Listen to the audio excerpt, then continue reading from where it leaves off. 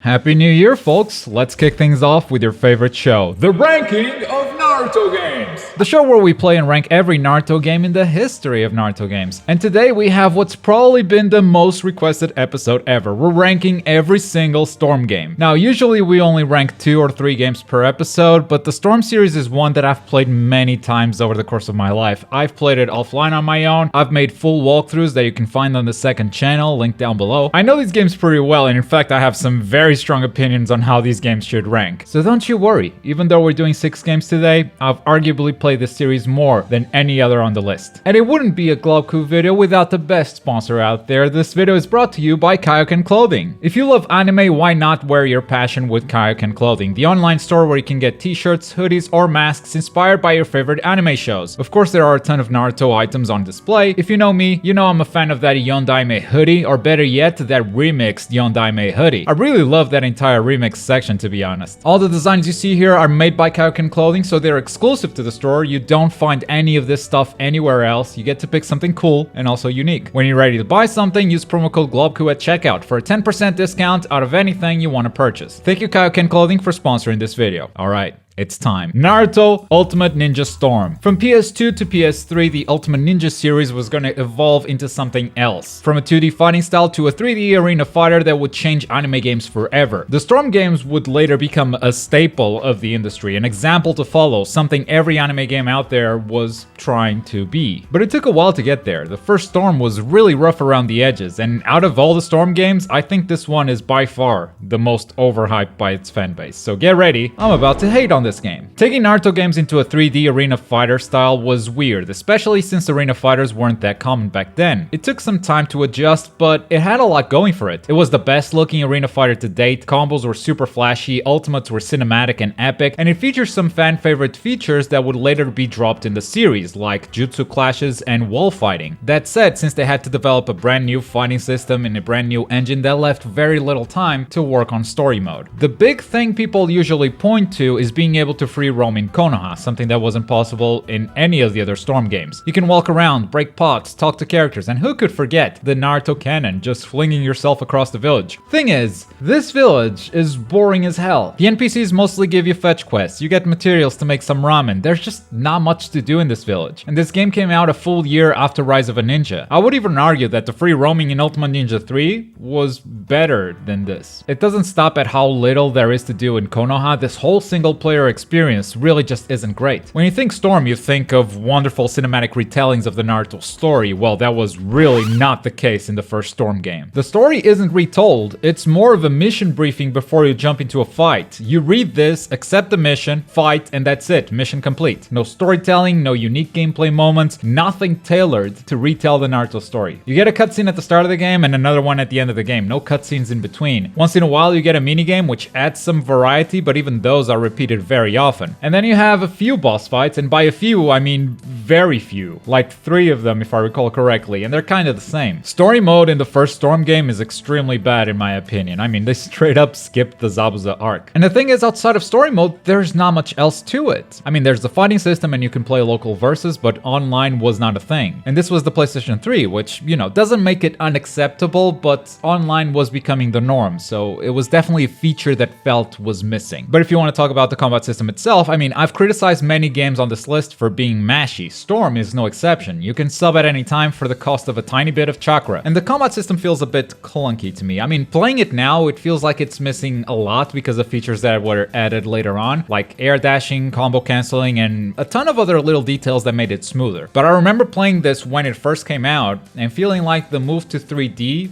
was a mistake, because it just never felt good to me. In conclusion, the first Storm was a beautiful upgrade. The flashy combat would become a staple that would redefine the genre, but they didn't quite find what made it special right away. And because they needed to develop all of this from scratch, that meant story mode was considerably worse than what the Ultimate Ninja series had gotten us used to. This may be the hottest take I've ever taken in the show, but we're gonna place the first Storm game at the bottom of C rank. But don't you worry, the second Storm game fixes a lot of this. But that, folks, will conclude the ranking of Naruto games. We've done it. We've ranked every single Naruto game out there. Only 20 Naruto Shippuden games to go. Welcome to 2021. Naruto Shippuden Ultimate Ninja Storm 2. From a game that barely had a story mode to one of the best story modes ever made in a Naruto game. Cutscenes all the way through, fully voiced, unique gameplay systems tailored for the different story moments, incredible boss fights and quick time events. And it's not just the big boss fights either. It may look like you're just fighting Kakashi at the start, but then a quick time event pops that changes the stage, and now Kakashi is using the environment to attack you along with his jutsu. It's really, really good. Every fight has its own little gimmick, and it makes playing through this story so enjoyable. And watching the cutscenes too, I mean, it's CyberConnect. They're still the masters of anime game cutscenes. They recreated so many memorable moments perfectly by combining this style of cutscene with unique gameplay elements. Finding Sasuke, Jiraiya versus Pain, Naruto saving Konoha. I mean, you could skip the anime and just play the story mode, and you would get most of the story and excitement that the show has to offer. That's how good this was. The Konoha free roaming was replaced by this fixed camera angle free roaming, which has its upsides and downsides. The big downside being you didn't have as much freedom of movement, so it didn't feel like you were actually exploring as much as just seeing the village from the angle you were provided. But on the other hand, it made the village feel more alive. NPCs were actually doing stuff instead of just standing in the corner waiting to give you a quest. And it gave them a chance to build more areas outside of Konoha, which gave us a sense of scale in this world, since you would literally walk between villages. Now, I'm not gonna sit here and tell you that I prefer this way of exploring the world, but if you weigh the upsides and the downsides, I definitely prefer it compared to the first Storm game. Combat also received some improvements. For the first time, the game had online. Now, I never considered the netcode in Storm to be good. It just doesn't handle Wi-Fi or long distance connections very well. Storm 2 arguably had the best netcode of all of them, but it still wasn't great. But the fights themselves feel a lot faster, more fluid. They polished the gameplay a decent chunk, but it's still a substitution festival. Also, they cut the wall fights and jutsu clashes in favor of balance, which fans disliked, but personally, I didn't mind it. Especially since we got online play and a better balance as a result. That's a net positive in my book. And finally, Lars from Tekken is there, so cool. In conclusion, this is one of the best story modes ever made in Naruto, and the combat is improving, albeit very slowly. At the top of our ranking, we have 3 games that are mainly there for the story content. So this will be very easy to compare. Even without the Konoha exploration, I would still consider this story mode to be better than Rise of a Ninja. And if combat wasn't a substitution festival, I'd probably give it an A rank, but instead, it's gonna sit at the top of B for now. And up next, we have a weird sequel that I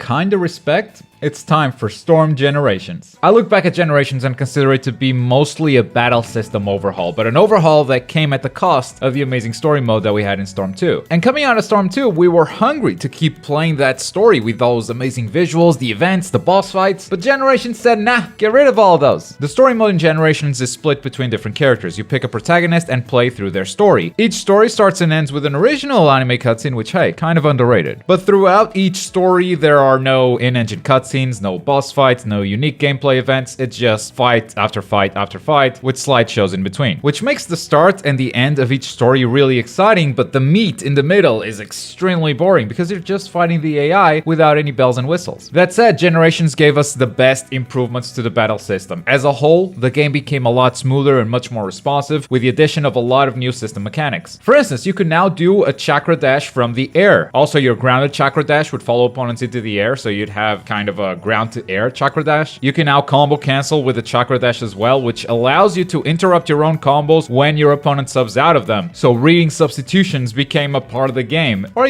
just to deal more damage, just to deal max punishment. You'd get some combo canceling in there. But the biggest change was perhaps the addition of a substitution bar. With this, subbing out no longer just cost a tiny bit of chakra. Instead, it was a new resource that you needed to manage, turning the mashy combat style that started all the way back in the first Ultimate Ninja game into something that you could spend some time mastering. Baiting the opponent into using subs, starving them for resources, all while managing your own. From this point forward, I don't consider the Storm battle system to be mashy. Yes, you still perform combos with a single button, but to get good at this game, you need a lot more than combos now. That's something that I'll maybe talk in a separate video, but I just don't agree with people that boil down this entire fighting system to pressing circle. Generations was the game that made that claim false, in my opinion. Now, as a fighting game, I still much prefer the style of a Clash of Ninjas. Storm can be very noisy noisy visually, and the stuff you need to master to get good at the game doesn't always feel fun to do, at least to me personally. But again, that's maybe something that I'll go into more depth in a future video. The lack of a good story mode paired up with a bad netcode makes Generations a very hard sell in my opinion, but the improvements made to the battle system would definitely be felt in its sequels. So it's with great respect that I will rank this below Clash of Ninja Revolution at C rank. Half of the Storm games are done. It's time to move on to the big one. Naruto Shippuden Ultimate Ninja Storm 3. The amazing story mode from Storm 2 is back. They're picking up the story right where it left off and continue to tell it in an excellent way with amazing cutscenes, unique gameplay moments, and awesome boss fights. And they keep surprising with every level. There's always some new gimmick that they had never done before, and it really makes these story modes so enjoyable. The exploration is similar to Storm 2 with the fixed camera angles in free roaming, now with even more areas outside of Konoha to explore. And the story goes up to the start of the Great Ninja War, at which point they made up an original ending, so the game would end in a fight of Naruto versus Tobi and all the tail beasts, instead of ending in a cliffhanger, which honestly, I don't hate it for that. Later, the game was released on PC as Storm 3 Full Burst and added yet another story chapter, this time focused on Sasuke and his resurrected brother taking on Sage Mode Kabuto. But no matter if they're telling the canon story or the made-up ending or the extra story in the extra episode, everything, and I mean everything, is top-notch quality just like Storm 2 got us used to. But now, it has the added bonus of using all the improvements that Storm Generations brought to the battle system, and added a few systems of its own on top of it as well. Characters were rebalanced to provide a better multiplayer experience. Your supports work a bit different now. Some of the combos in Generations were removed, but they added team combos. But perhaps the biggest change to the combat system was instant awakenings. Previously, if your character dropped below a certain health threshold, you could charge your chakra and trigger an awakening. Now, you can still do that, but for some characters, you can also just trigger a minor awakening instantly, which will slowly drain your chakra for as long as it's active. And that just gave us another resource to manage during combat, which on one hand I kinda love, on the other it just always made me pick characters that had that available, which wasn't everyone. I could honestly talk about this game for hours. It really is one of my favorites in this series, but at the end of the day, it just brought the best that the previous games had to offer and mashed it all together into a formula that worked beautifully. Some of this series' old problems still persist, but I think that without a doubt, this is our very first A-rank game in the ranking of Naruto games, making it the absolute best Naruto game of all time, or at least so far. How long will Storm 3 reign at the top? Will the next game take its spot? No, because it's Storm Revolution. Oh my god, what were they thinking? This game was the biggest step back in the series, and you can tell they tried to freshen it up. They tried to make the new stuff work, but man, did they miss the mark. First of all, instead of the story mode that we all love, they split story mode into 3 different things. First up, the Ninja Escapades, which featured new anime, and also some fights in between the anime, just so they could pretend it's still a video game. But really, it's like 90 minutes of new anime, and it's pretty good. You've got the creation of Akatsuki, which is about 40 minutes long, takes you through the recruitment of different Akatsuki members. You've got Itachi and Shisui, that whole relationship, but those only pale in comparison to the 10 minutes short of Itachi frying an egg.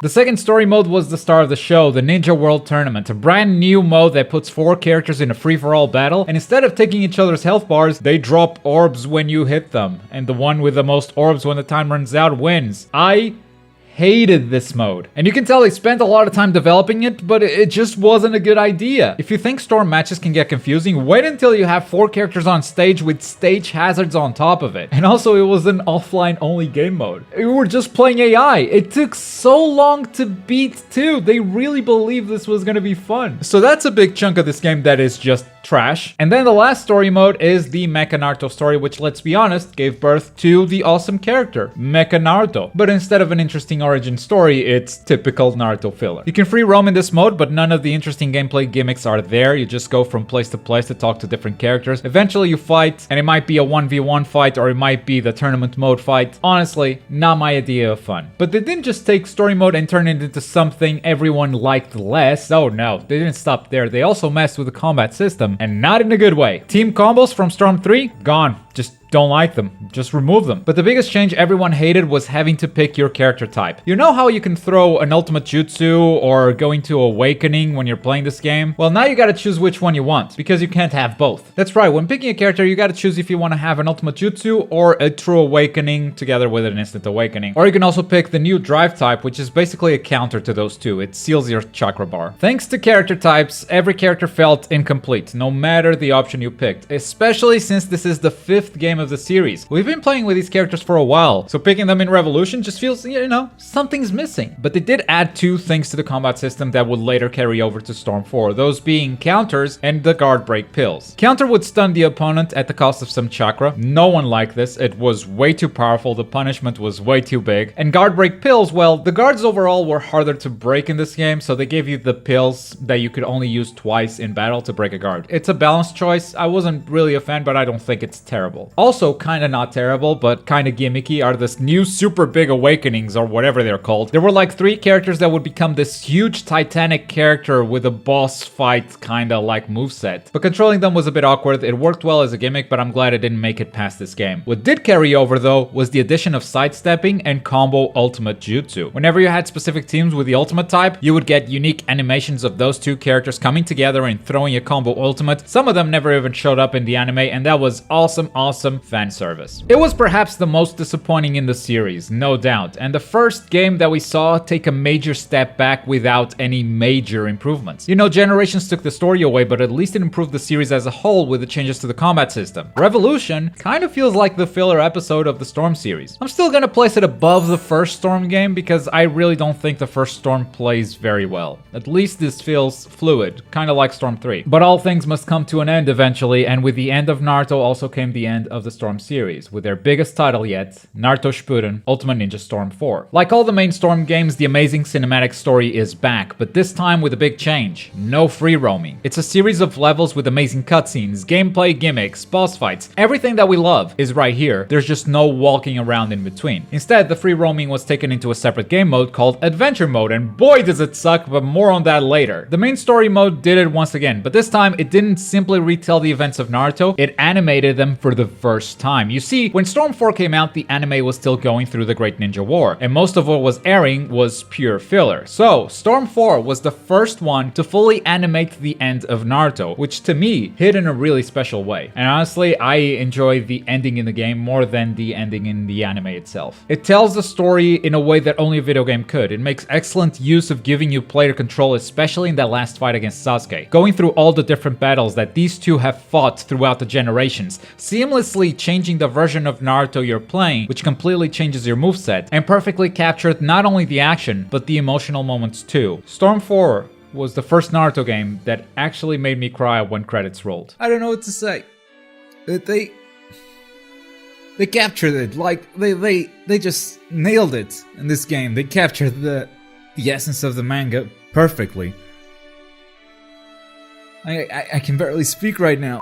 But after story mode comes adventure mode and straight up ruins my mood, putting me back in that filler territory. Oh my god, I hate this. The story sucks, the gameplay is boring, basically it's a long fetch quest with some fights in between, and the free roaming somehow feels worse than before. It feels more limited, you can't even jump anymore. Take this adventure mode, throw it in the trash. Regarding the battle system though, almost everything that people disliked about Storm Revolution was either tweaked or removed. The counter now blows the opponent away instead of stunning them, so it returns you to neutral rather than give you a big punish. There are no more character types. Your characters can both awaken and ultimate jutsu again. But then, to top it all off, they added team switching. So far, you were only able to pick a main character with 1 or 2 supports, but now your supports were characters that you could switch to in battle. This gave you new ways to combo cancel, new tech, and overall, even though this changed the game significantly, it was a very welcome change. It did break the game a little bit. A ton of characters are usually banned in Storm 4 tournaments, but like I said before, not the biggest fan of Storm when it comes to the competitive side. I never was. So this game being slightly more broken competitively didn't really affect me in a major way. Especially since the netcode is still garbage. They've made 5 online Storm games at this point and still did not fix the netcode. Later an expansion was added in Road to Boruto, which featured the Boruto story from the Boruto movie. They gave it the same treatment they always do, so it was amazing. And with it came new Boruto characters too. The Road to Boruto expansion made adventure mode slightly less painful, but still not great in my opinion. Storm 4 has what I consider to be the best story mode of the series. series. Even without the free roaming, each mission is unique, it's engaging, it's super fun. The battle system changes were overall very positive. Team switching is a big deal, but I think more than drastically changing the battle system, Storm 4 polished everything that the other games added so far. So there is no doubt in my mind that Storm 4 should rank above Storm 3, making it the new best Naruto game of all time. And as far as I know, it was never surpassed. But like I said, there are a lot of Shippuden games left to rank, and I never played a lot of them either. So I can't say for sure that it will stay on top forever, but this is the current ranking, and Storm 4 rules supreme, at least for now. Happy New Year, everyone. We'll be back with another episode of the ranking of Naruto games soon. Don't forget today's sponsor, Kaioken Clothing. Link down below, code Globku for a 10% discount. And now we have a ton more games to choose from, so let's go back to the popular requests. Which game would you guys like me to rank next? Let me know in the comments down below. And as always, thank you very much for watching. My name is Globku, and I'll see you next time. Bye!